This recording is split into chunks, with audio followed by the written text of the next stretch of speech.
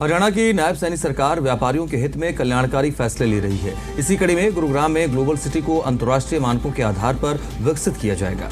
हरियाणा के सीएम नायब सिंह सैनी ने कहा, ग्लोबल सिटी गुरुग्राम के विकास के लिए एक वरदान साबित होगी।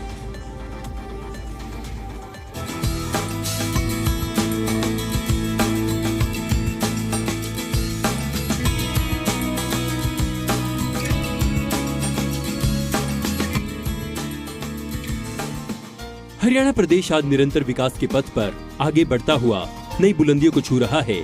सूबे की वर्तमान नायब सरकार जन कल्याण के लक्ष्य पर आगे बढ़ते हुए हर वो फैसले ले रही है जिससे प्रदेश के लोगों का भला हो सके। हरियाणा में कोई वर्ग विकास और उन्नति से अछूता न रहे, इसके लिए सरकार दूरगामी सोच और समृद्ध हरियाणा की दिशा में निरंतर जनहितैषी फैसले लेने का काम कर रही है। हरियाणा में ट्रिपल इंजन की सरकार बनने के बाद नायब सरकार और भी तेजी के साथ सूबे में विकास कार्यों को गति देने का काम कर रही है।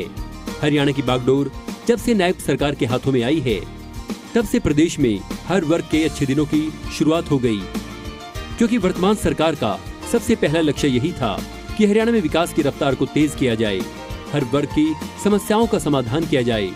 हरियाणा सरकार का ध्येय यही है कि समूचे हरियाणा का चहुमुखी विकास हो और प्रदेश में हर वर्ग का कल्याण हो। नायब सरकार इसी दिशा में मिशन मोड पर काम कर रही है। इसी कड़ी में गुरुग्राम में मुख्यमंत्री नायब सिंह सैनी ने द्वारका एक्सप्रेसवे के किनारे बनाई जा रही ग्लोबल सिटी का निरीक्षण कर ग्लोबल सिटी के विदेशी निवेशकों के साथ बैठक की। बैठक में निवेश और सहयोग को लेकर चर्चा हुई। मुख्यमंत्री नायब सिंह सैनी ने कहा कि ग्लोबल सिटी गुरुग्राम के विकास के लिए एक वरदान साबित होगी। ये ग्लोबल सिटी 1000 एकड़ में डेवलप होगी। इसमें अलग अलग इसकी योजना बनी है। इस योजना के अनुसार इसमें मिक्स यूज लैंड, इसमें अलग से रेजिडेंशियल भी रहेगा, इसमें कमर्शियल भी रहेगा,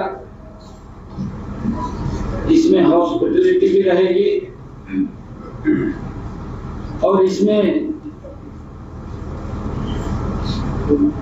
इसके साथ साथ एजुकेशनल इंस्टीट्यूट भी इसके अंदर रहेंगे।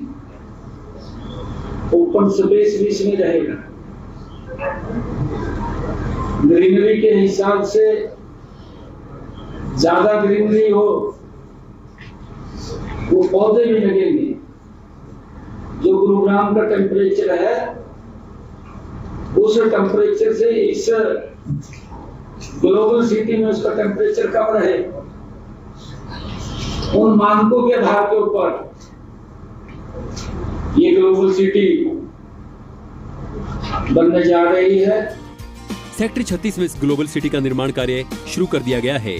तो वहीं मुख्यमंत्री नायब सिंह सैनी ने अधिकारी और कुछ बिल्डर के साथ भी बैठक कर सुझाव लिए कि इस ग्लोबल सिटी को और किस तरह से बेहतर विकसित किया जा सकता है, जिसके तहत सड़क, सीवर की व्यवस्था समेत 18 किलोमीटर टनल भी बनेगा। पहले चरण में 587 एकड़ में काम होगा। इसे 31 जनवरी 2026 तक पूरा कर लिया जाएगा। ऐसा कहा जा रहा है कि यहाँ पर सड़क निर्माण का काम लगभग 70% हो चुका है। इस परियोजना की सहायता से लोगों को रोजगार मिलेगा। सिटी में 10.5 किलोमीटर लंबा यूटिलिटी सिस्टम तैयार किया जाएगा। इसके अलावा शहर में पानी की सप्लाई के लिए 7 दिन का बैकअप सिस्टम रखा जाएगा। सभी राजमार्गों से ग्लोबल सिटी को जोड़ा जाएगा, जिससे कनेक्टिविटी बेहतर बनेगी। बता दें कि 125 एकड़ भूमि को ग्रीनरी और ओपन स्पेस के लिए आरक्षित किया गया है। लोगों को स्वास्थ्य, शिक्षा और अन्य प्रकार की सुविधाएं दी जाएंगी, ताकि लोगों को इन सुविधाओं की सहायता लेने के लिए बाहर न जाना पड़े। HSIIDC की निगरानी में ग्लोबल सिटी का काम किया जा रहा है। यह ग्लोबल सिटी लगभग फर्स्ट चरण में इस परियोजना का जो क्षेत्रफल है वो 587 एकड़ का है। फर्स्ट चरण की जो कुल परियोजना लागत है वो 940 करोड़ रुपए है। 10.5 किलोमीटर के अंदर इसका जो ये टनल की यूटिलिटी टनल होगी, जिसके अंदर ये सारी सुविधाएं रहेंगी, तो इसके अंदर होगी। 18 एकड़ में एक 350 मिलियन लीटर क्षमता का मास बैलेंसिंग रिजर्वायर बनाया जाएगा। हरियाणा प्रदेश यूं तो वर्तमान नायब सरकार में विकास के नए आयामों को छू रहा है, वहीं हरियाणा के मूलभूत विकास की नींव और मजबूत करने के इरादे से सरकार ने कई अहम और बड़े फैसले लेकर प्रदेश को आधारभूत मजबूती देने का काम किया है। आज नायब सरकार हरियाणा के चहुमुखी विकास करने में जी जान से जुटी है। ब्यूरो रिपोर्ट, जी मीडिया।